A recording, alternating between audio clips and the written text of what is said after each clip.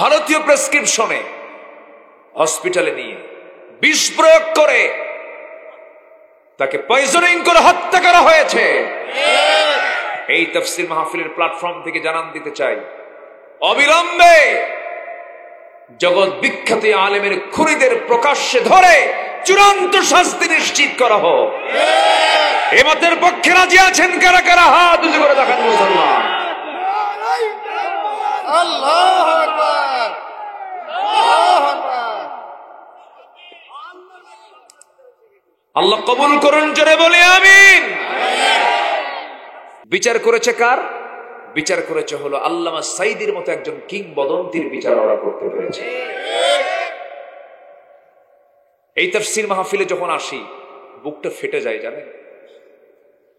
এই বগুড়ার শাহ সুলতান মাঠে, কি সুলতানগঞ্জ মাঠে সেন্ট্রাল হাই স্কুল মাঠ ছিল তার শেষ 2009 সালের কত 25 ফেব্রুয়ারি তার ছিল লাস্ট মাহফিল। বগুড়াবাসীর সঙ্গে তিনি সর্বশেষ কথা বলে গেছেন। সম্মানিত ভাইয়েরা, 2009 সালে আমার প্রথম জীবনের হজের সফর। আমি একসঙ্গে একই বছর, যে বছর আমি যাই সে বছর ওনারও শেষ হজ। ওনাকে প্রশ্ন করা হলো, হুজুর আপনি দেশে ফিরবেন না, দেশে মামলা চলছে, আপনাকে গ্রেফতার করবে দেশে গেলেই। উনি মুস্কি হাসি মেরে বলেন, আলেমরা পালায়? আলেমরা তো পালায় না। আমার জনগণ, আমার দেশের জনগণ জিম্মি হয়ে থাকবে, জেল খাটবে, হামলা মামলা খাবে, আর আমি এখানে আরামে থাকবো না? আমিও যাবো জেলে, সমস্যা কি? কথা কি বুঝতেছেন? কথা বোঝা যায়? দেশকে কারা ভালোবাসে বুঝে নিতে হবে। একটা বিষয় মাথা রাখবেন, এই পৃথিবীর ভিতরে সবচাইতে শ্রেষ্ঠ তারাই যারা আলেম ওলামা। এটা আমার ফতুয়া নয়, এটা আমার কথা নয়। কার কথা? আল্লাহর কথা। কিছু দুষ্ট তো থাকবেই, সব জায়গাতে কিছু দুষ্ট থাকে। নবীর নেতৃত্বে যদি মুনাফিক থাকে, আজকে আমাদের নেতৃত্বে মুনাফিক থাকবে না? থাকতেই পারে, কিন্তু এর মানে তো সবাইকে আপনি খারাপ বলতে পারবেন না। এরপরে উনি বললেন, আমি দেশে ফিরব। দেশে ফিরেছেন, জেল খেটেছেন 13 বছর, ভালো করে খাইতে দেয়, 9 টাকার খাবার খেয়েছেন, বিছানাটা ছিল এবড়া থাবড়া, ঠান্ডা, 4 হাত বাই 5 হাত, একটা সেলের মধ্যে 13 বছর কেটেছে তার। জীবনের অবর্ণনীয় জুলুম নির্যাতন তাকে করা হয়েছে। রিমান্ডে নিয়ে হিন্দু পুলিশ দিয়ে থাপ্পড় মারা হয়েছে তার গালে। কম অত্যাচার করা হয়নি। আরে 2023 সালের 13ই আগস্ট একটা সুস্থ মানুষ, একটা সবল মানুষ, কোনো অসুখ নাই তার, জটিল কোনো সমস্যাও নাই, বয়স হয়ে গেছে, হাঁটুতে ব্যথা, বলা হলো, হুজুর আপনি তো অসুস্থ, চলেন হসপিটালে যাই। আমি অসুস্থ আমি তো নিজেই জানি না। জোর করে ধরে নিয়ে জেলখানায়, ভালোই ছিলেন, জেলখানায় তো মানুষ ভালো থাকে না, ভালোই ছিলেন, ওখানেই থাকুক না, ওদের মায়া দেওয়া হলো না, মায়া দেওয়া হলো না। তাকে নিয়ে ভারতীয় প্রেসক্রিপশনে হসপিটালে নিয়ে বিষ প্রয়োগ করে তাকে পয়জনিং করে হত্যা করা হয়েছে। এই তাফসীর মাহফিলের প্ল্যাটফর্ম থেকে জানান দিতে চাই, অবিলম্বে জগৎ বিখ্যাত আলেমের খুনিদের প্রকাশ্যে ধরে চূড়ান্ত শাস্তি নিশ্চিত করা হোক। এমাতের পক্ষে রাজি আছেন কারা কারা? হাত উঁচু করে দেখান মুসলমান। আল্লাহু আকবার, আল্লাহু আকবার। আল্লাহ কবুল করুন, জোরে বলি আমিন।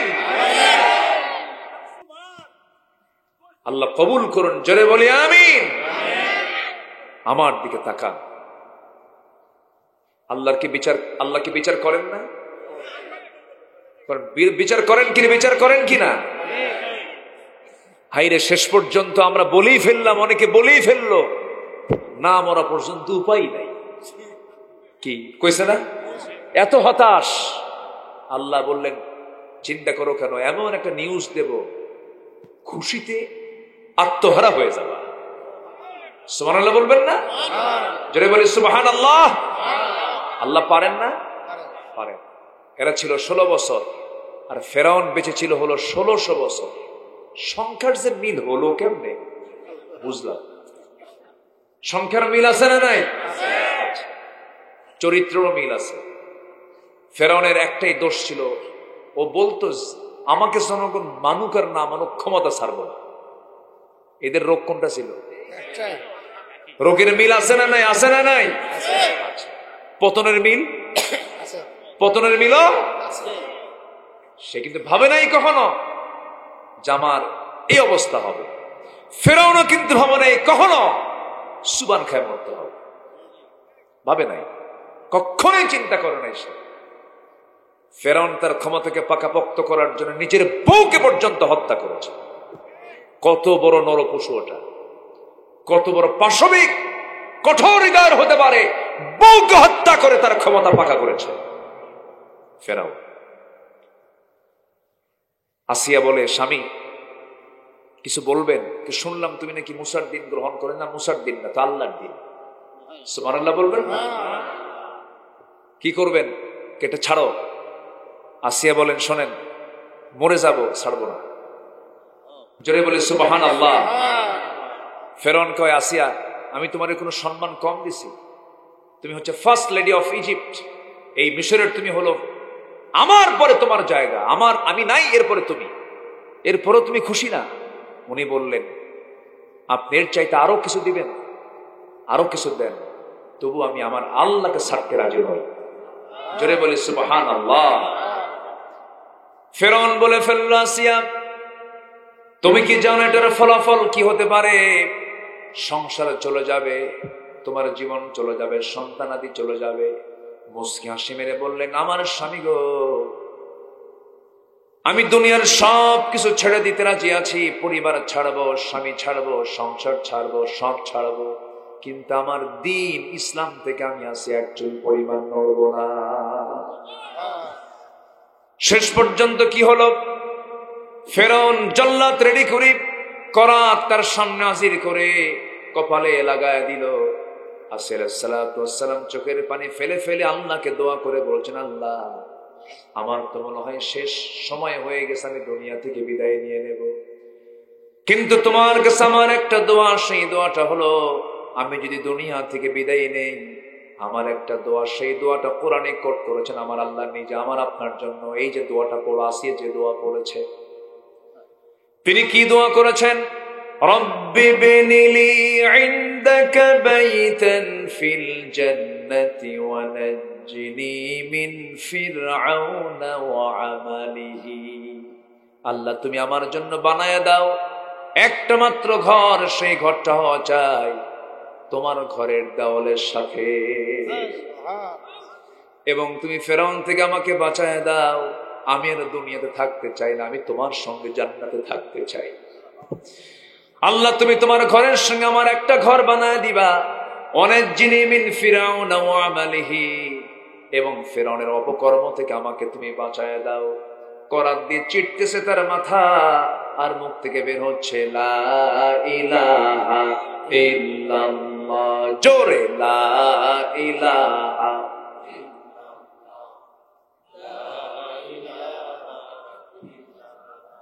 আরো জোরে লা ইলাহা সুবহানাল্লাহ আলহামদুলিল্লাহ লা ইলাহা ইল্লাল্লাহ মুহাম্মাদুর রাসূলুল্লাহ সাল্লাল্লাহু আলাইহি ওয়াসাল্লাম। আমার বন্ধুগণ, সবচেয়ে বড় সম্পদ হলো ঈমান। ঈমানকে নষ্ট করা যাবে না, ঈমানকে নষ্ট করা যাবে না। কিন্তু আমার দেশে বহু লোক আছে নামাজ পড়ে না, কিন্তু ঈমান দারুণ শক্ত। ঈমান দারুণ শক্ত। নাম ঈমান আলী, ওর কি আর কোনো টেনশন আছে? নামই তো ঈমান আলী।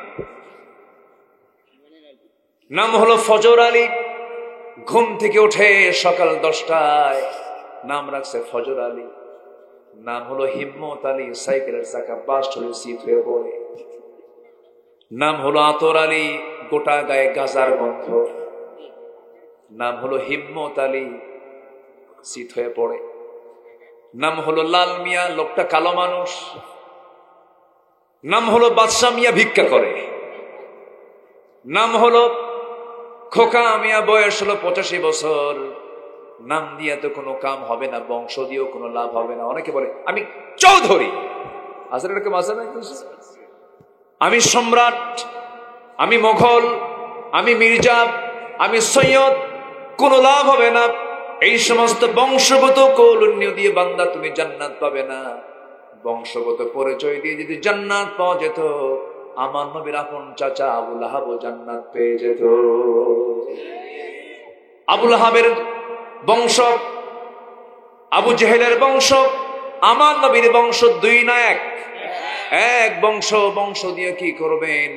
বংশ দিয়েও মিলবে না জান্নাত। বাপ দিয়ে কি করবেন? বাপ একজন আল্লাহর পয়গম্বর ছিলেন, ছেলে হলো কেনান, জান্নাতি না জাহান্নামী। বাপ হলো মুশরিক, ছেলে হলো বড় আল্লাহর নবী, যাকে আল্লাহ রাব্বুল আলামিন জাতির পিতা করেছেন। সেই নবীটার নাম কি বলেন? জাতির পিতাকে আরো জোরে, আরো জোরে, আরো জোরে। 3 বার কেন বলতে বললাম বলেন তো? বলেন। হ্যাঁ, সম্মানিত ভাইয়েরা, রাগ করতেছেন নাকি? আপনারা রাগ করতেছেন?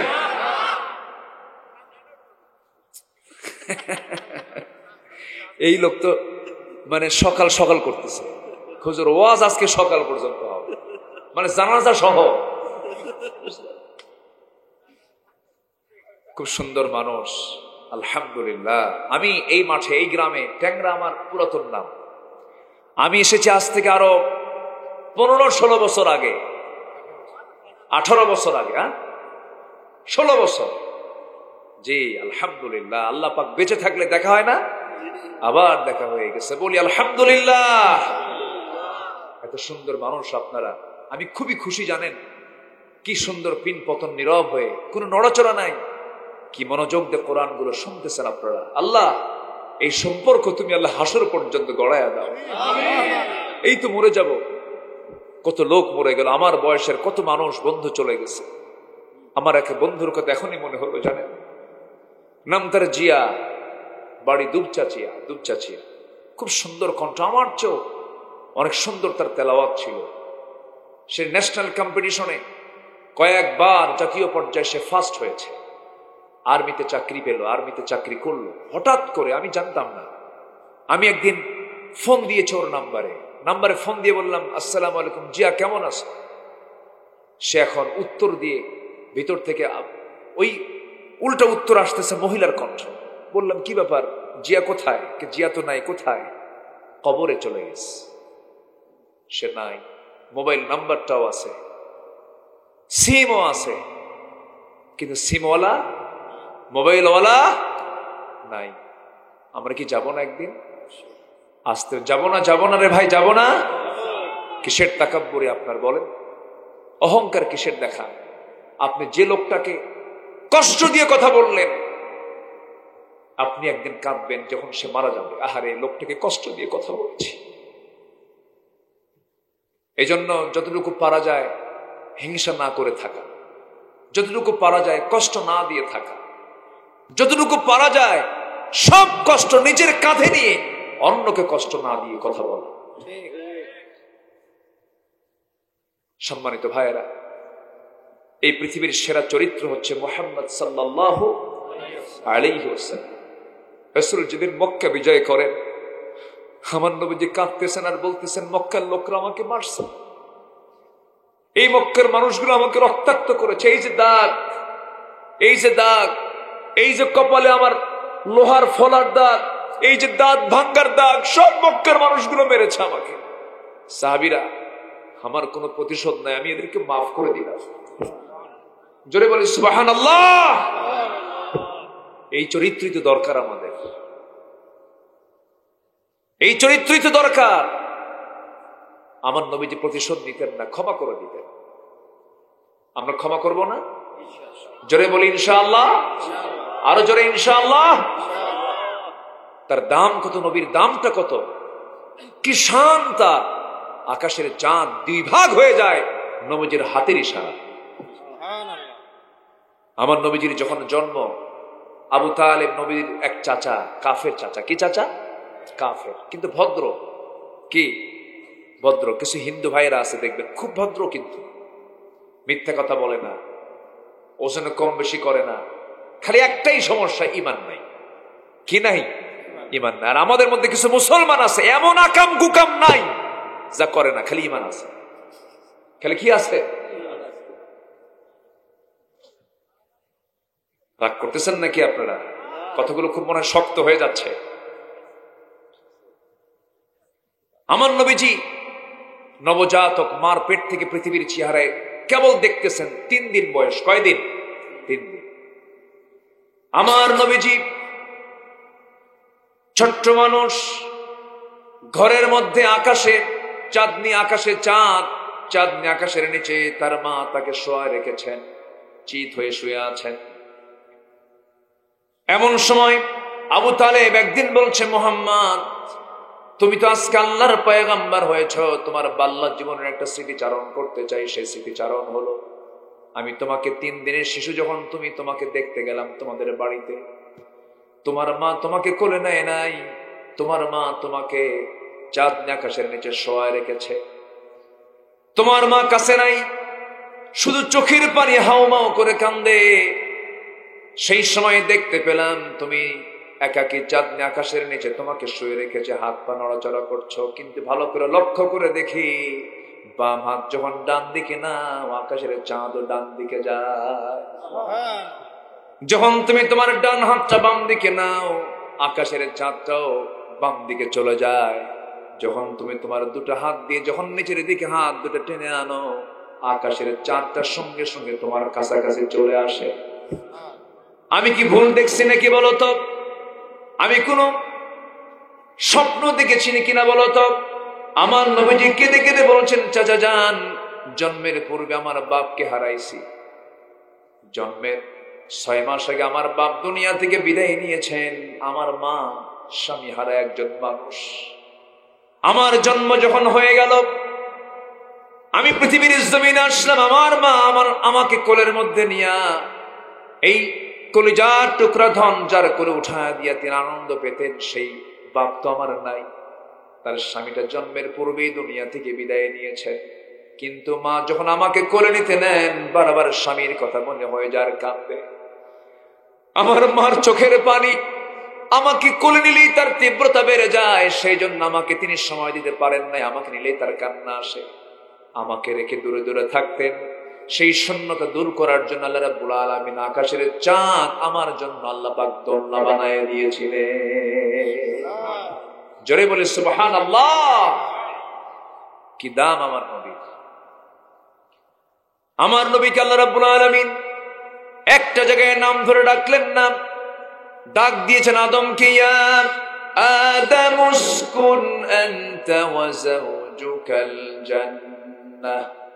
ডাক দিয়েছেন ওয়া মা তিলকা বিয়ামিনিকা ইয়া মূসা।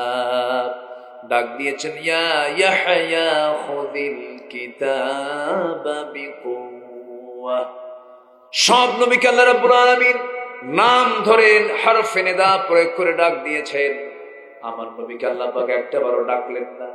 ডাক দিয়েছেন যত জায়গায়, সব জায়গায় নবীজির নামের সঙ্গে সিফাত গুণ যোগ করেছেন। মুহাম্মাদুর রাসূলুল্লাহ ওয়াল্লাযীনা মাআহু আশিদ্দাউ আলাল কুফফারি রুহামাউ বাইনাহুম।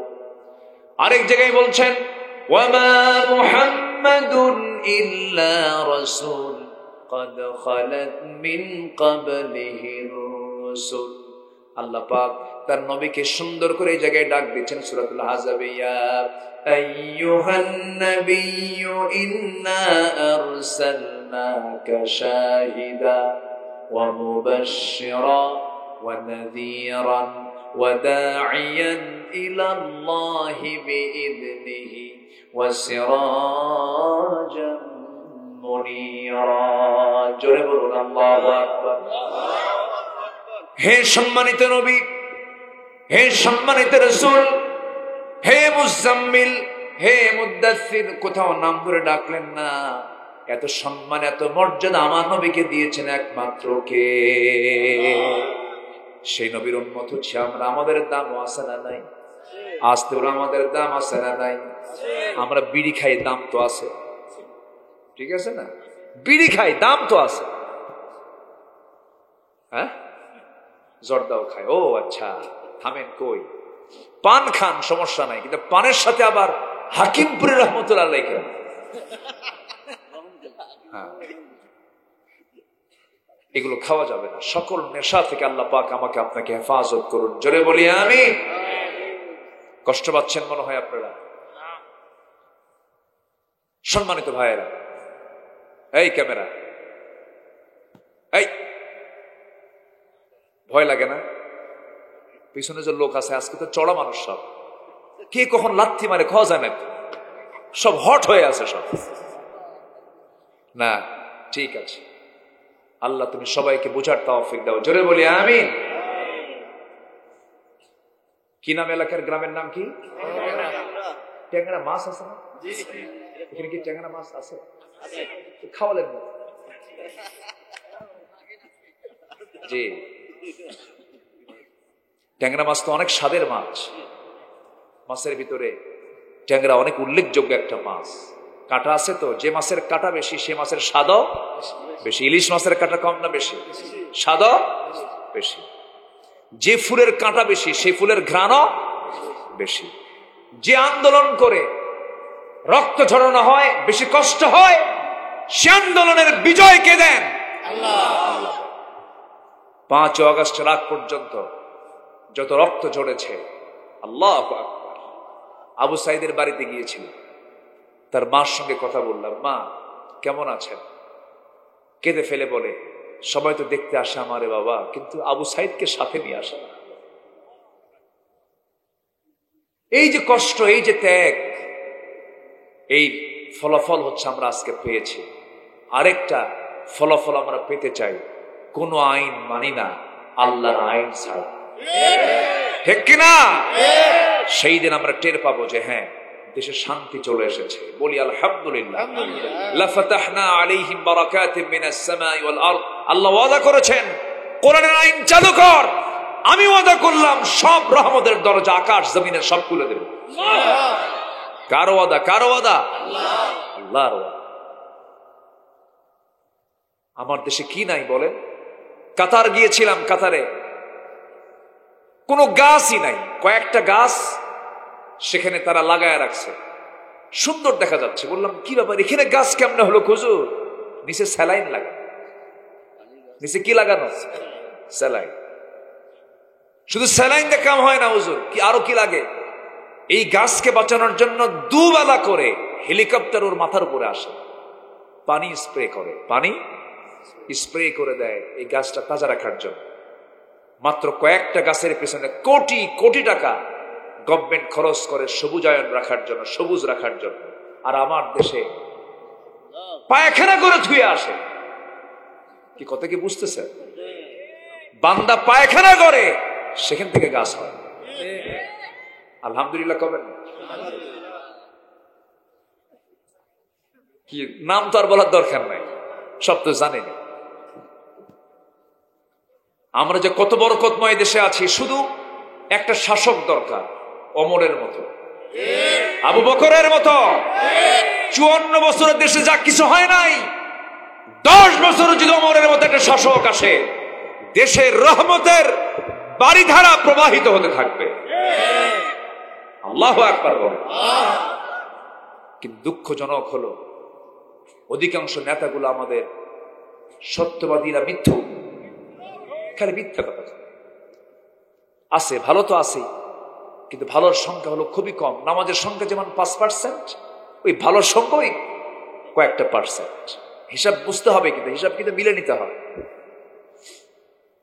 সম্মানিত ভাইয়েরা, আজকে মনে হচ্ছে আমি ফজর পর্যন্ত ওয়াজ করি। চাচা খুব খুব খুশি হয়ে গেছে চাচা। জি আলহামদুলিল্লাহ বলেন। কেন ওয়াজ তো শুরু। জি আলহামদুলিল্লাহ বলেন। তাহলে আমরা কি চাই এদেশে কোরআন আসুক? সবাইকে চান? শুধু চাইলেই হবে না, কাজ করতে হবে, মাঠে নামতে হবে, ঝাঁপিয়ে পড়তে হবে। কোন নেতা আপনার সামনে আসলে আগে বলবেন, তুই কি কোরআন চাস? হ্যাঁ চাই। ওকে, কোরআন চাও? চাই না। জুতা দেখছিস? জুতা 54 বছর ধোকাবাজি করছিস, আর না, ভাগ এখান থেকে। ঠিক কিনা? কথা ক্লিয়ার? কোন ফাঁকিবাজি তার করতে চাই না আমরা। আল্লাহ কবুল করুন, জোরে বলে আমিন। সরল মানুষের দৌড় বাঁকা হয় না, সোজা হয়। আমরা সোজা বুঝি, আমরা সোজা দৌড় মারব। এত আঁকা বাঁকা পথে আমাদের যাওয়ার কোনো দরকার নাই। সেই নবীজির জীবন থেকে আমরা 15টা আদর্শ আজকে আমরা শিখে যাব। কয়টা আদর্শ বলেন তো? 15টা। আমি এর মধ্যে অনেক কিছু বলে ফেলেছি, যেরকম হিংসা করা যাবে না, রসুল মাফ করে দিয়েছেন। কিছু কিছু কথা আমার ইতিমধ্যে চলে আসছে। গ্রামের কিছু মানুষ দেখবেন একটু আল্লাহ পাক বরকত দেয়, বছরে 2-3 বিঘা করে জমি কেনে। যে জমি কেনে তার কোনো টেনশন নাই, কিন্তু যার তার পাশে যার বাড়ি আছে না, বলেন তো, হ্যাঁ, খালি কপাল ভাতরায়, হাই রে কি হলো রে, আছে না বলেন তো, আছে কিনা বলে। রহিম মিয়ার ছেলে বিসিএস ক্যাডার হয়েছে, এদিকে করিম মিয়ার ঘুম নাই। করিম মিয়া কয়, হাই রে কি হলো রে, মানে ওখানে হার্ট স্ট্রোক করলো। আছে কিনা বলে, আছে না বলেন তো। ইমানদার কি এগুলো করে? ইমানদার এগুলো করে? হিংসুক যে ব্যক্তি হবে, ভাবতে হবে যার মধ্যে হিংসা আছে তার মধ্যে ইমান নাই। কি নাই? যার মধ্যে হিংসা থাকবে তার মধ্যে ইমান থাকতে পারে। অন্যের কল্যাণে যার ভালো লাগে না, অবশ্যই তার ইমানের ক্যান্সার আছে। কিসের ক্যান্সার? ওই ইমানের ক্যান্সার আক্রান্ত। সে ক্যান্সার আক্রান্ত, তার ইমানের ক্যান্সার ধরেছে। আমরা হিংসা করব না, মিথ্যা কথা বলবো না। কি বলবো না বলেন? মিথ্যা কথা বলবো না, ঠকবাজি করব না, ওজনে কম দেব না। আর কি কর? একজন কইছে বিড়ি খাবো না। আমি প্রায় এই কথাটা বলি, বিড়ি খাওয়া যাবে? আবার মাহফিলে সে কি কয় জানেন?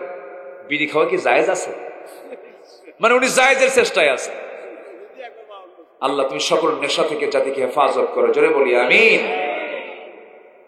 15টা আদর্শ আমরা শিখবো। নাম্বার 1 হচ্ছে দাওয়াত দেব কার পথে? বোকার সাথে না প্রজ্ঞার সাথে? বোকার সাথে না প্রজ্ঞার সাথে? প্রজ্ঞার সাথে। উত্তম পন্থা আমরা দাওয়াত দেব।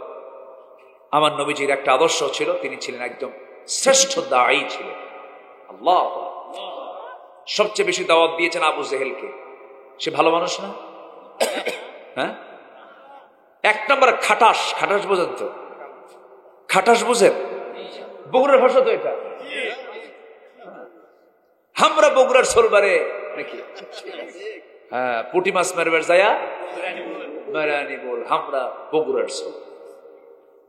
বগুড়া তো বগুড়ায়। অনেকদিন আগে নোয়াখালী এক মাহফিল, তো বলতেছে হুজুর গোটা দেশে চলেন, উত্তরবঙ্গের এমন একটা বাক্য বলবেন যেটা আমরা বুঝবো না। তো আমি অনেকক্ষণ চিন্তা ফিকির করে বললাম কি বলা যায়। একটা লাইন বলে ফেললাম, কে রে তুই আলুতে আলু ওয়াক্কালি আলু। কি কথা কি বুঝতেছে? কে রে তুই আলুতে আলু ওয়াক্কালি আলু। তো উনি আমার দিকে চেয়ে আছে, বলে হুজুর আপনি কি বললেন? তো বললাম বুঝলেন কি সেটা বলেন। হুজুর উত্তরবঙ্গে যেহেতু আলুর দেশ, এতগুলো আলু, তাহলে আলু দিয়ে কিছু একটা হবে। বললাম যে আলু টালু কিচ্ছু নাই, এটা অন্য কথা। তুমি আসলে তো আসলে, ওকে কেন নিয়ে আসলে? বগুড়ার ভাষার মধ্যে একটা মজা আছে না নাই বলেন তো? সম্মানিত ভাইয়েরা, আমরা দাওয়াত দেব মানুষকে অত্যন্ত সুবুদ্ধি দিয়ে, উত্তম পন্থায় সুন্দর করে দাওয়াত দেব। নবীজির দাওয়াতটা ছিল আগে বাইরে না ভিতরে? ভিতরে। আমার নবীজি আগে বউকে দাওয়াত দিয়েছেন, বন্ধুকে দাওয়াত দিয়েছেন, ভাইদেরকে দাওয়াত দিয়েছেন, আত্মীয় স্বজনকে দাওয়াত দিয়েছেন। কারণ কু আনফুসাকুম ওয়া আহলিকুম নারা, নিজে বাঁচো, পরিবারকে জাহান্নাম থেকে বাঁচাও। আমার বন্ধুগণ, আমার নবীজি জাবেলের নূর থেকে যখন কোরআন নামক এই বিধান যখন নাজিল হওয়া শুরু হলো, নবুয়তের সিলসিলা চালু হয়ে গেল। আমার নবীজি কোরআন নামক ওই শিবানী নিয়ে, আল্লাহর কালাম নিয়ে সোজা বাড়িতে ঢুকিয়ে বলছেন, জাম্মিলুনি খাদিজা, জাম্মিলুনি খাদিজা, খাদিজা তুমি আমাকে বস্ত্র আচ্ছাদন করে দাও। লাকাদ খাশিতু আলা নাফসি, আমি আমার নিজের জীবন নিয়ে শঙ্কিত, মনে হয় বাঁচবো না, মরে যাব। আম্মা জান খাদিজা বলছেন, আমার স্বামী আপনি এমন করে কথা বলছেন কেন? পৃথিবীর কোন অপশক্তি নাই যে আপনার ক্ষতি করতে পারে, কারণ আমি তো আপনাকে 14 বছর যাবৎ চিনি, 15 বছর যাবৎ চিনি। যার মুখে একটা মিথ্যা কথা বের হলো না, সেই লোকের কোনো ক্ষতি পৃথিবীর কেউ করতে পারে না। আপনি এতিমকে ঠকান না, আপনি বিধবার পাশে দাঁড়ান, আপনি প্রতিবেশীর পাশে দাঁড়ান, আপনি মানবতার পক্ষের মানুষ, আপনার কোনো ক্ষতি কেউ করতে পারবে না। এবারে রাসূল বলছেন, খাদিজা তুমি আমাকে অভয় দিচ্ছ, তুমি আমাকে সান্ত্বনা দিচ্ছ, কিন্তু আজকে আমি তোমাকে নতুন করে আমার একটা পরিচয় দেব। কি পরিচয়? আমার রাসূল বলছেন, খাদিজা এই 15 বছর ধরে আমার পরিচয় ছিল আমি তোমার স্বামী, তুমি আমার বউ, কিন্তু আজকে নতুন করে আমার একটা পরিচয় হলো, আমি হলাম আখির জামানার শেষ পয়গম্বর মুহাম্মদ সাল্লাল্লাহু আলাইহি ওয়াসাল্লাম, আমি আল্লাহর নবী। এই কথা বলা মাত্রই খাদিজার চোখ দিয়ে টপ টপ করে পানি পড়ছে, আর আবেগ আপ্লুত হয়ে আনন্দ চিত্তে বলে ফেললেন, আমার স্বামী 15 বছর ধরে আপনাকে প্রায় প্রায় লক্ষ্য করেছি, এটা সাধারণ কোনো মানুষ নয়, যার কথা কাজ সকল কিছু সম্পূর্ণ স্বতন্ত্র। আমি নিশ্চিত আপনি আল্লাহর নবী, কোনো সন্দেহ নাই। হাতটা গায়ে দিয়ে রাসূল তাকে পড়ায়া দিলেন, আশহাদু আল্লা ইলাহা ইল্লাল্লাহু ওয়াহদাহু লা শারীকা লাহু ওয়া আশহাদু আন্না মুহাম্মাদান আবদুহু ওয়া রাসূলুহু। হেদায়েতের মালিক কে? খাদিজা কালিমা পড়ে নিলেন।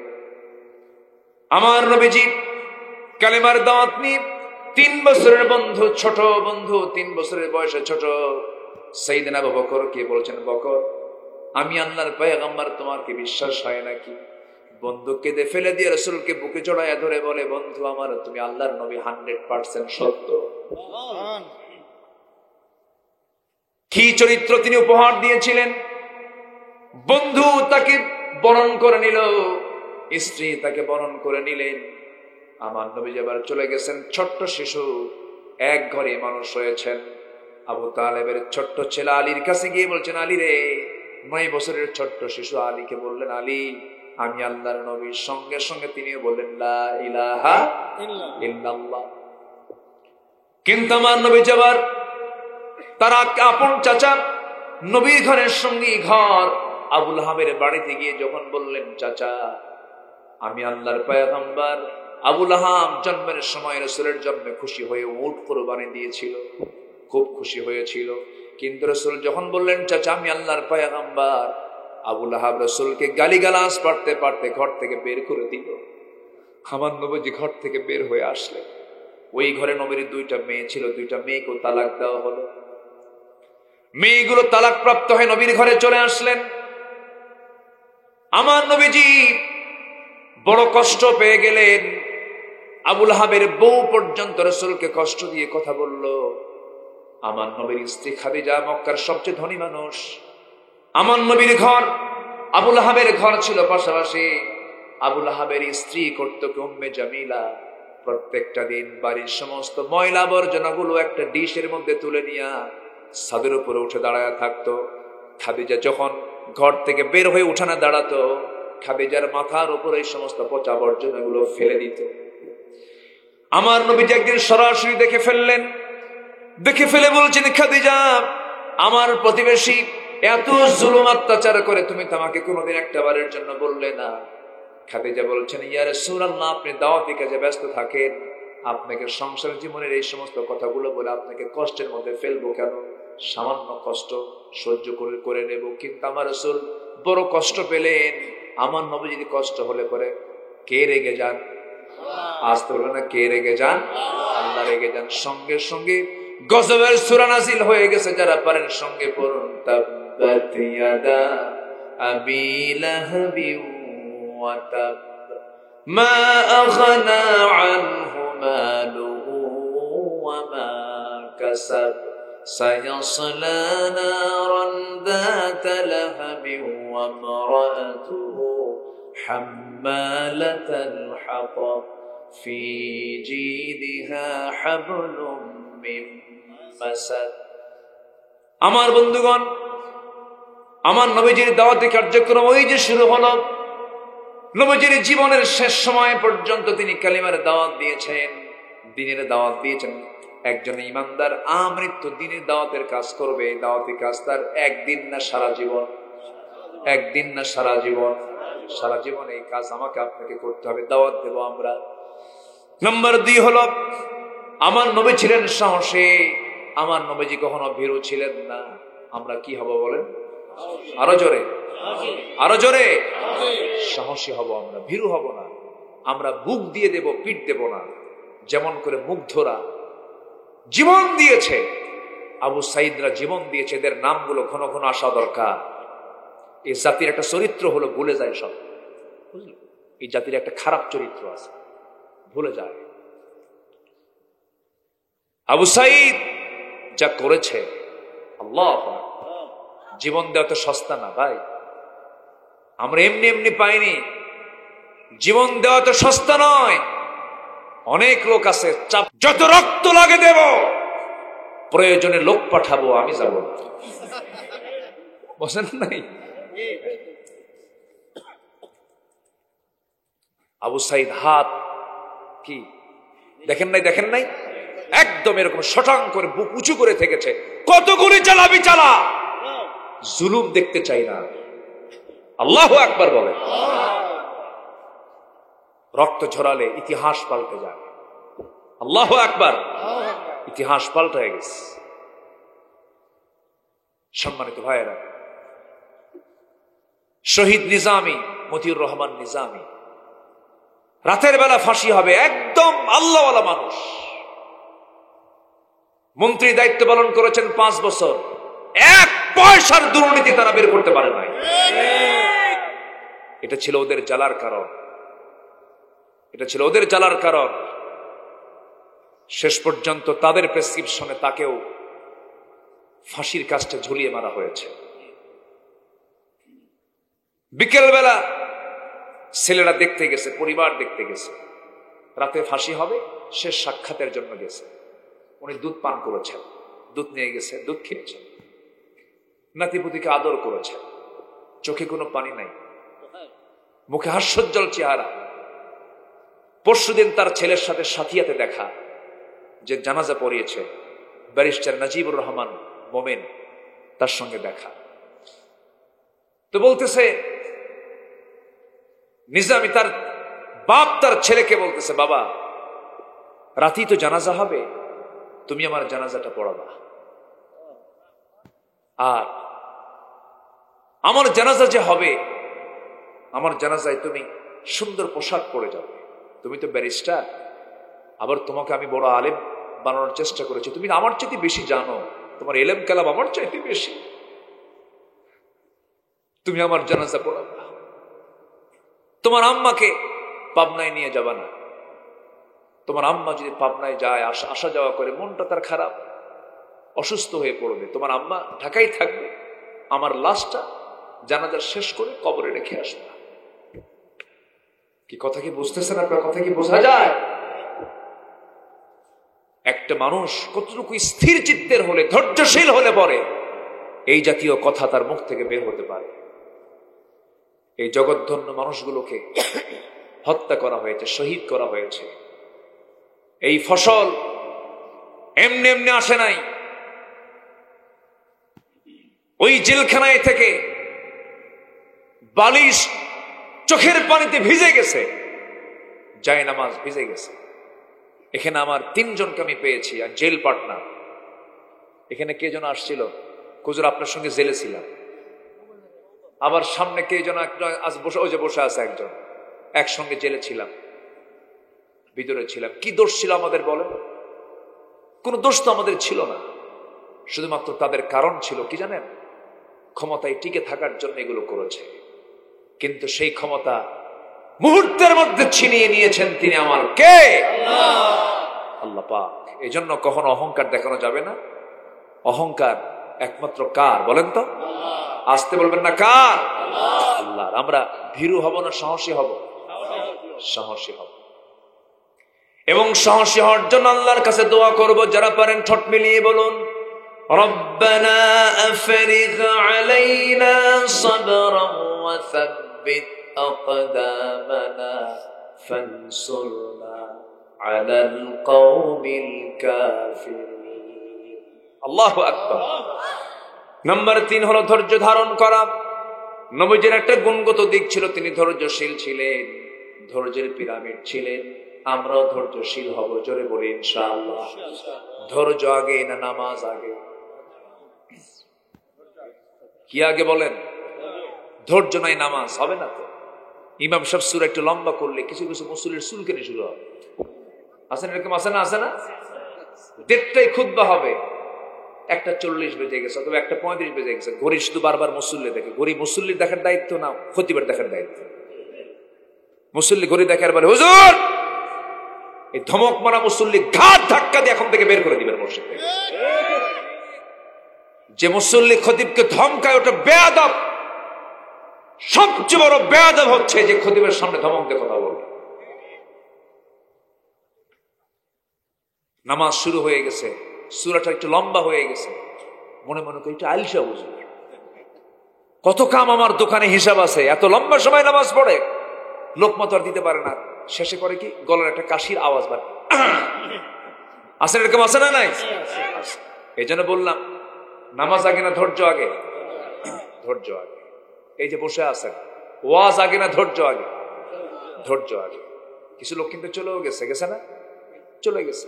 ও দেখছে যে হুজুরের সুরটা কেমন, দেখছে একটু মোশন টোশন কেমন, দেখা শেষ, চলে গেছে। আছে না এরকম? আছে না? আর যারা এখন বসে আছেন, এ ফজর, ওই যে কইছে এক চাচা, খুব ভালো, বলি আলহামদুলিল্লাহ। জি, সাইয়েদনা আবু বকর রাদিয়াল্লাহু তাআলা আনহু একদিন বলতেছেন, হুজুর আমার কাছে 3টে জিনিস প্রিয়। কি? আপনার দিকে ছায়া থাকে, আর কি আপনার সামনে বসে থাকে, আর কি আপনার জন্য সব মাল খরচ করে। জোরে বলি সুবহানাল্লাহ। অনেক মুসলমান আছে আলেমদেরকে খুব ভালোবাসে, খুব প্রচন্ড ভালোবাসে। একদিন আমাকে একজন ফোন দিয়ে বলে, হুজুর আমি আমার বউয়ের চেয়ে আপনাকে বেশি ভালোবাসি। বললাম, ভাই এটা তো দরকার, আপনার বউ তো আপনার কাছে, তো বউয়ের চাইতে বেশি ভালোবাসার দরকার কি? আপনি তাকেও ভালোবাসেন, আপনি আমাকেও মহব্বত করেন, তো এর চাইতে বেশি ওর চাইতে কম, এটা বউ শুনলে তো রাগারাগি শুরু হবে। এই মহব্বত গুলো আসে কার থেকে? কার থেকে বলেন তো? কার থেকে আসে? আল্লাহর পক্ষ থেকে। আল্লাহ কবুল করুন, জোরে বলি আল্লাহুম্মা আমিন। নাম্বার 4 হলো পরিবারের প্রতি দায়িত্বশীলতা। আমার নবীজি মেয়েগুলোকে বিয়ে দিয়েছেন, বিয়ে দিয়ে আমার দেশের কিছু বাপ আছে মেয়ের বাড়ি সে নেই না, আছেন এরকম বাপ? যাই না, মেয়ের কোনো খবরই রাখে না, বরঞ্চ মেয়ের খবর না রাখা মেয়ের সম্পত্তি ছেলের নামে লিখে দেয়। হারামজাদা বুড়া। এরকম কিছু বুড়া আছে না নাই? হ্যাঁ, বেমাক বেটাক দিছে বা সব দিয়ে দিয়েছে, মেয়েগুলোকে ঠকায়। আছে না মেয়েগুলোকে ঠকানো বাবা? আছে না নাই? কিন্তু ছেলেকে দিয়ে লাভ হলো, কেউ তো গাঁজা খায়, ইয়াবা খায়। যদি উপকার করতে পারে বাবার, মেয়েরাই পারে। আসতে কন কেন? মেয়েরা ডিমগুলো বেচে বেচে টাকা জমা করে লুকায় লুকায় বাবার পকেটে দেয়। নিজে দেখেছি, ফুফুদের দেখেছি, আমি ফুফুদের দেখেছি। মেয়ে সন্তানগুলো খুব বরকত। মেয়ে সন্তান যার ঘরে আছে বরকত তার ঘরে আছে। বলি আলহামদুলিল্লাহ। কোন মেয়ে বাপ মার মুখের উপরে কথা বলে না, সে যতই কড়া হোক না কেন, শক্ত হোক না কেন, বাবা মার সামনে খুব নরম হয়ে কথা বলে। ছেলেগুলো খালি বিয়ে হওয়ার পর পর সুপারলেটিভ ডিগ্রি, ঠিক আছে, হাই পাওয়ার, যে পাওয়ার একটা নিয়ে আসছে, যে পাওয়ার একটা নিয়ে আসছে, তাহলে পাওয়ার কি হলো? সুপার পাওয়ার দিল ধমক একখান। আচ্ছা বলেন তো, মা বড় না বউ বড়? ভালো করে চিন্তা করে কবেন, কিন্তু আগে বইয়ের দিকে আগে নজর দিবেন। এখন কোন মা বড় না বউ বড়? মাহফিলে মা বড়, বাড়িতে বউ। কি কথা কি ক্লিয়ার?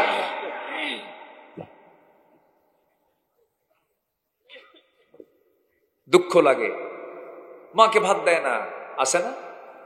আমি আশ্চর্য হয়ে যাই, এখানে গোনাগুনি কেন? আপনার মাকে খাবার দিতে হবে, আপনার তো হিসাব করেন কেন? আপনি যখন মার দুধ খেয়েছেন, উনি কি হিসাব করে খাওয়াইছে? এখানে হিসাব করেন কেন? মার কাছে কোনো হিসাব চলবে না, বাবার কাছে কোনো হিসাব চলবে না। يسألونك ماذا ينفقون قل ما أنفقتم من خير فللوالدين والأقربين। আল্লাহু আকবার বলেন। এখানে কোনো হিসাব করবে না। ছেলেরা যারা আছো, বাপ যাদের আছে, হিসাব করা যাবে না। বাপ মা তো বেহিসাবি নেয়ও না। বাপে যদি আপনি বেশি দেন, বলে তোর ওই যে ছেলেটা আছে, ওর জন্য এটা কিনিস, আমার এত লাগবে না, যা। আল্লাহু আকবার বলেন। বাপ মা কি রাক্ষস? কোন বাপ মা কি সন্তানের জন্য রাক্ষস হয়? যতটুকু লাগে ততটুকুই তো নেয়। ভালো একটা চাদর কিনে নিয়ে দিবেন বাপকে, আপনার গায়ে যদি দুর্বল চাদর থাকে, বলবে ওই চাদর আমার গায়ে দে, তুই এটা নে, তুই এটা প। আপনি আপেল কিনে নিয়ে যাবেন, আপেল দিয়ে বল, মা তুমি আপেলটা খাও। চাকু দিয়ে কেটে কেটে টুকরো টুকরো করে বলবে, তোর মুখটা শুকনা, তুই আগে খা। অথচ মার সঙ্গে আমরা কি করি বলেন? আমরা এত কৃপণ হয়ে যাই মার সামনে। আল্লাহ তুমি প্রতিটি সন্তানকে মার খেদমত করার তৌফিক দিয়ে দাও। জোরে বলি আল্লাহুম্মা আমিন। বউ রান্না করে, ছেলে বউ রান্না করে, পোলাও রান্না করেছে, গোশত রান্না করেছে, মার নাকি গিয়ে সেই রান্নার গন্ধ ধাক্কা খায়, মার কপালে সেই রান্নার খাবার জোটে না। আছে কিনা? যে বউ তোমার তোমার মার সেবার জন্য অনুপযুক্ত, তুমি এটা মাথায় রাখবা। ওই বউ তোমার কোনোদিন কল্যাণ বই আনতে পারে না। কি কথা ক্লিয়ার? কথা ক্লিয়ার? ক্লিয়ার। এক রাত তো সব সাবজেক্ট বলা সম্ভব না, একটু একটু করে বলি। শুধু মায়ের ওয়াজ করলেই তো 2 ঘন্টা লাগে। আজকে রাসূল নিয়ে ধরেছি কিছু কথা। ঘড়ির কাঁটাও আজকে খুব দ্রুত ঘুরে যাচ্ছে। আলহামদুলিল্লাহ। চাচা কয় না, হবি না, খুব ভালো। বলি আলহামদুলিল্লাহ। পরিবারকে সময় দেব কিনা বলেন? মেয়ে বিয়ে দিয়া কি ভাসানির মতো একখান সালাম দিয়ে বিদায় নাকি? না খবর নেওয়ার দরকার আছে? মেয়ের বাড়ি যাবেন, আপনার বাড়ির নতুন ধান হয়েছে, সেই ধান কুটে পিঠা বানায়া মেয়ের বাড়িতে নিয়ে যাবেন। মেয়েটাকে সম্মান, মেয়েটাকে স্নেহ করবেন। শুধু ছেলের নাতিপুতি গুলো দেখবেন না, মেয়ের নাতিপুতি দেখার দরকার আছে না নাই বলেন তো? নবীজি মেয়ে ফাতিমাকে বিয়ে দিয়েছেন, 3 দিন পার হয়নি কখনো না দেখলি সাহাবে কেরামকে বলতে, সাহাবীরা আমার ভালো লাগতেছে না, আমি ফাতিমাকে দেখতে।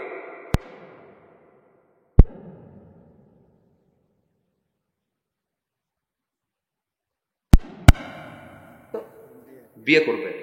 আমার নবীজি জুমার খুতবায় বললেন যে ফাতিমাকে কষ্ট দেবে সে আমাকে কষ্ট দেবে। তুই বিয়ে করবি? কি কথা বলছেন নাই? যে আমাকে কষ্ট দেবে সে আল্লাহকে কষ্ট দেবে। আমার রাসূল ফাতিমাকে এত পরিমাণ ভালোবাসতেন। একদিন ফাতিমা আসলেন, এসে বলছেন, আব্বা জান, আপনার কলিজার টুকরা নাতি হোসাইন হাসান, ছোট্ট ছোট্ট বাচ্চা, কাঁচা ঘর, কাজ কারবার করতে করতে কাপড় চোপড়গুলো ময়লা হয়ে যায়, আপনার নাতিপুতির খেদমত করতে আমার একা কষ্ট হয়ে যায়। দেখুন তো আপনি আমার জন্য একটা খাদেম দিতে পারেন কিনা, একজন কাজের মানুষ দিতে পারেন কিনা।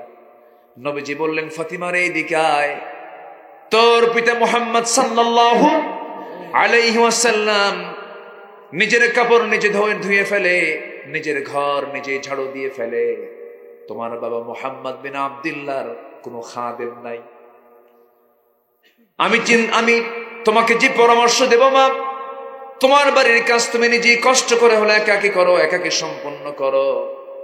আমি তোমার জন্য দোয়া করে দিচ্ছি আর তোমাকে একটা আমল শিখিয়ে দিচ্ছি, সুবহানাল্লাহ, আলহামদুলিল্লাহ, আল্লাহু আকবার 33 বার করে সকাল সন্ধ্যা বলবে। আমার আল্লাহ সমস্ত কাজের জিম্মাদার তোমার জন্য হয়ে যাবে। মা চলে যাও, স্বামীর বিরুদ্ধে একটা নালিশ যেন কানে না আসে।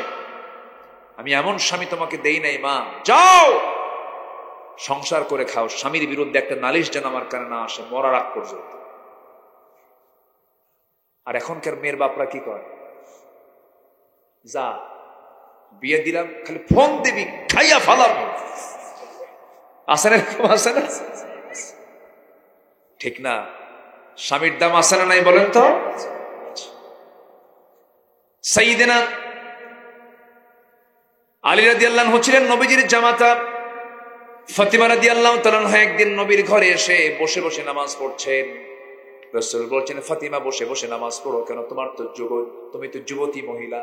তিনি বলছেন, আব্বা জান, আমি দাঁড়িয়ে নামাজ পড়ি, কিন্তু বসে আজকে নামাজ পড়ার কারণ হলো আমার জামার পিছনে একটা ছেঁড়া অংশ আছে, এই ছেঁড়া অংশটুকু দাঁড়িয়ে নামাজ পড়তে গেলে আপনার চোখে পড়ে যাবে, আর আপনার চোখে পড়লে আপনি মনে মনে চিন্তা করবেন আমার জামাই আলী আমার মেয়েকে কাপড়ে কষ্ট দেয়, এতটুকু আমার স্বামীর কোনো ক্লেম আপনার চোখে ধরা পড়ুক এটা চাই নাই, মনে করে বসে বসে নামাজ পড়ি।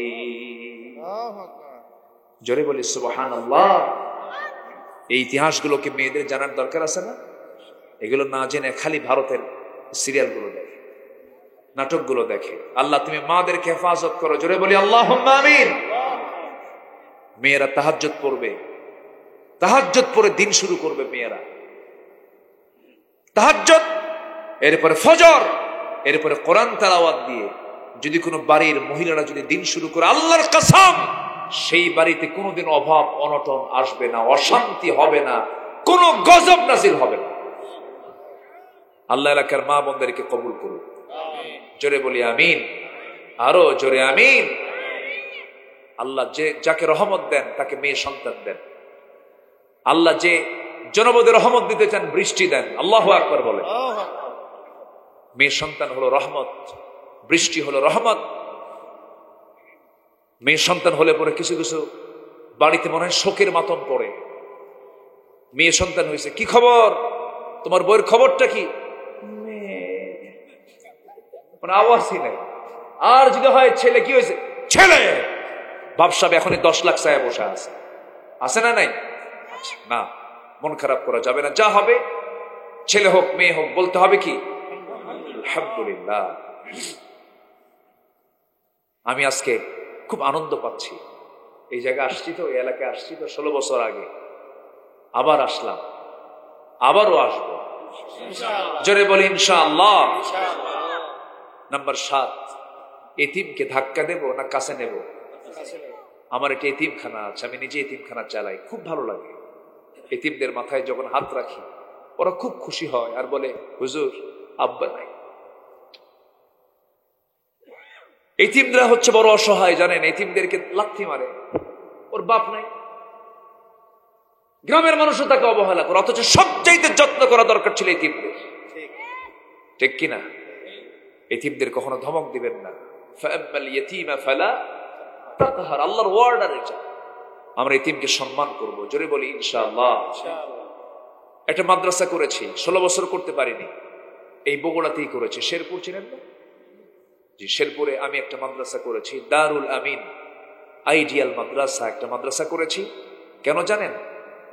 হাফেজ এসপি বানানোর জন্য, হাফেজ ডাক্তার বানানোর জন্য, হাফেজ নেতা বানানোর জন্য, হাফেজ একজন বড় অফিসার বানানোর জন্য, হাফেজ আলেম বানানোর জন্য, হাফেজ ইঞ্জিনিয়ার বানানোর জন্য, যেন সে রড না চুরি করে। কি কথা কি বুঝতেছেন? এই জন্য হ্যাঁ, রড বাদ দিয়ে কি দেয়? বাঁশ দেয়। বাঁশ এটা কি ছোটখাটো জিনিস? বাঁশ। সন্তানকে কোথায় দিবেন বলেন? কোথায় দিবেন? জোরে বলেন। মাদ্রাসায়। প্রচলিত মাদ্রাসা কিছু প্রবলেম থাকেই, শুধু আরবি বোঝে, অন্য কিছু বোঝে না। তো আমার প্রতিষ্ঠানে আমি গোটা ওয়ার্ল্ডে বিভিন্ন জায়গায় ঘুরেছি, বিভিন্ন জায়গায় ঘুরে বিভিন্ন ক্যারিকুলাম দেখেছি। তা আমি যে ক্যারিকুলামটা নিয়েছি সেটা হলো 1 থেকে 5 পর্যন্ত পড়বে, বাংলা ইংরেজি সব পড়বে, অঙ্ক শিখবে, এর মাঝেই সে হাফেজও হয়ে যাবে। অনেক সময় তো নষ্ট হয়, অনেক সময় নষ্ট হয় না, শুধু পরিকল্পনার অভাবে। এর মধ্যে সে খেলবে, খেলাধুলা করবে। কোন শাসন মানে কি, কিছু কিছু শিক্ষক আছে মানসিক রোগী, পিটায়া রক্ত বের করে দেয়, আছে না? কিছু আছে না? এটা ঠিক না, এগুলো ঠিক না। আপনি আপনার সন্তানকে মারবেন কেন? রাসূল কোন সন্তানকে মেরেছেন, স্ত্রীকে মেরেছেন, একটা হাদিসও দেখাতে পারবেন না। আপনি কি তার চাইতে বড় কিছু? না মেরে চোখ রাঙ্গায়া, একটু ভয় দেখায়া, হালকা মৃদু শাসন, এটা থাকবে। শাসন তো সেই করে, সোহাগ করে, যে এতটুকুন শাসন তো থাকতেই হবে। একটা প্রতিষ্ঠান শুরু করেছে, দোয়া করবেন না আপনারা? সবাই দোয়া করবেন না? আল্লাহ পাক যেন জাতি গড়ার কাজে যেন আমাদেরকে আল্লাহ পাক কবুল করেন। এই জাতির স্থায়ী কিছু তখনই আশা করা যায় যখন জাতির ভিতরে শিক্ষার বিপ্লব ঘটানো যাবে। আসুন, শিক্ষার একটা সুন্দর নৈতিক শিক্ষার একটা বিপ্লব আমার দেশে যেন ঘটাতে পারি আমরা সবাই, সেই তৌফিক দান করুন। জোরে বলি আল্লাহুম্মা আমিন। সন্তানকে চোখ বন্ধ করে মাদ্রাসায় দিবেন। টাকা পয়সা হাজার হাজার কোটি টাকার মালিক হয়ে লাভ নাই, সালমান এফ রহমান সিট হয়ে পড়ে আছে। কি ঠিক কিনা বলেন?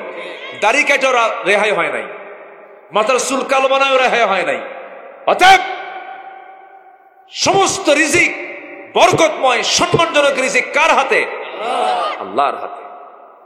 মার পেটে যদি 10 মাস আল্লাহ পাক আমাকে খাওয়াতে পারেন এত কঠিন জায়গায়, সে আল্লাহ সাধারণ দুনিয়া খাওয়াতে পারবেন না? অবশ্যই পারবেন। চোখ বন্ধ করে মাদ্রাসায় দিবেন, হাফেজের বাপ হন, বিশাল তৃপ্তি পাবেন, বিশাল তৃপ্তি। হাফেজের বাপ হন। আমার একটা ছেলে আছে, একটু বলেই ফেলি, আপনার পরিবারের মতো। এখানে আসছি বহু আগে, আল্লাহ পাক আমাকে 4টা মেয়েও দিয়েছেন। এত আস্তে আলহামদুলিল্লাহ কইলেন, মানে বিয়েটা আপনারাই দিবেন মনে হয়। নবীজির কয়টা মেয়ে বলেন? বলেন 4টা মেয়ে। তাহলে একটা বিল পাইছি তো। মাঝখান দিয়া একটা ছেলে, নাম্বার 3, সে আমার একটা ছেলে একটা আছে, ও হাফেজ হয়েছে, কিন্তু খুব দুষ্টামি করে, জানেন, পড়তে চায় না, একটু কম পড়ে। একটু দোয়া করবেন আল্লাহ যেন তার পড়ার আগ্রহ যেন বাড়ায় দেয়। খুব দুষ্টামি করে, মানে পড়তে চায় না। পড়ো বাবা পড়ো, কিন্তু ওর পড়ার খেয়ালটা একটু কম মনে হয়, আমার কাছে মনে হয়। বলে আব্বু এত পড়া লাগে নাকি, একটু বসবো হয়ে যাবে। দেখছেন, মেধা ভালো তো খুব ফাঁকিবাজি করে। যারা বেশি চালাক হয় তারা কি করে? একটু ফাঁকিবাজি করে। একটু দোয়া করবেন। আপনার সন্তানকে মাদ্রাসায় দিবেন। যাদের 6 বছর সন্তান ছেলে মেয়ে আছে, 6 থেকে শুরু করবেন, 5 থেকে শুরু করবেন। ও যেন 4-5 বছর বয়সে সব শেখার আগে আলিফ বা তা থা জিম হা যেন চিনে যায়। আলিফতে আল্লাহ, ঠিক আছে, মিমতে মুহাম্মদ, এগুলো যেন শিখে যায়। দেখবেন আপনার সন্তান আপনার জন্য বড় নিয়ামতের কারণ হয়ে যাবে, বরকতের কারণ হয়ে যাবে। আল্লাহ তুমি সবাইকে, সব ভাইদেরকে সন্তানের প্রতি যত্নশীল হয়ে দিনের শিক্ষায় আগ্রহ বাড়ানোর তৌফিক আল্লাহ পাক দান করুন। এখানে ছেলে মেয়ের বাপ কারা কারা আছেন? 5 বছর, 6 বছর, 7 বছর, কারা কারা দিকে হাত তুলে দিন। অনেকেই তো আছেন, অনেকেই আছেন। জি আলহামদুলিল্লাহ, হাত নামান। কাছাকাছি যে প্রতিষ্ঠানগুলো আছে দিবেন। আবাসিকে যদি কেউ দিতে চান, খুব বেশি দূরে না, আপনারা যোগাযোগ করবেন, আমার মাদ্রাসাও দিতে পারেন, কোনো সমস্যা নাই। ভর্তি করায় দিবেন, ভর্তি নিয়ে নেবো ইনশাআল্লাহ। আল্লাহ কবুল করুন, জোরে বলি আল্লাহুম্মা আমিন। আমার হোম ডিস্ট্রিক্ট কিন্তু এই বগুড়া জেলায়, আমার জন্ম এই থানা, এই বগুড়া জেলার ওই শেরপুর থানাতে আমার জন্ম। দোয়া করবেন আল্লাহ যেন এই দিনের হক কথাগুলো গোটা পৃথিবীবাসীর মাঝে যেন বলতে পারে, সেই তৌফিক আল্লাহ পাক দান করুন। অনেক কথা বলে ফেলেছি, আর সামনের দিকে আর আগাবো না। জাস্ট 12টার গোড়ায় কাছাকাছি আমরা চলে এসেছি। আমরা আমাদের জীবনের চরিত্রে একজনকে খুঁজবো, তিনি হচ্ছেন মুহাম্মদুর রাসূলুল্লাহ। নামাজ পড়বো কয় ওয়াক্ত বলেন তো? কারা কারা একটু হাত তুলে দেখেন তো দেখি, চিৎকার মেরে বলি ইয়া আল্লাহ, ইয়া রহমান, ইয়া রহিম। আমাদেরকে 5 ওয়াক্ত সালাত আদায় করার তৌফিক তুমি আল্লাহ দিয়ে দাও। জোরে বলি আমিন, আরো জোরে আমিন। সবার কাছে আমার একটু আরজ, কেউ যাবেন না? এখনো তো চাওয়া হয়নি কিছু, না কিছুই চাওয়া হয়নি। আমার আগের মেহমানও চায় নাই। আহারে, যদি এখন একটু ব্যাগ যায়, ব্যাগে কিছু দিবেন না আপনারা? কি একজন দিবেন না সবাই দিবেন? যার হাত আছে তিনি দিবেন, যার হাত নাই দেওয়ার দরকার না। হাতই নাই, আপনি আল্লাহকে বলবেন আল্লাহ আমার তো হাতই তুমি দাও নাই, কিন্তু হাত আছে দিবেন না, এটা হবে না। কিন্তু হাত আছে দিতে হবে। যদি কেউ না কিচ্ছু নিয়ে আসেন নাই, হুজুর আমার কাছে কোনো টাকা পয়সা নিয়ে আসেনি, বিড়ি থাকলে বিড়িও দেন,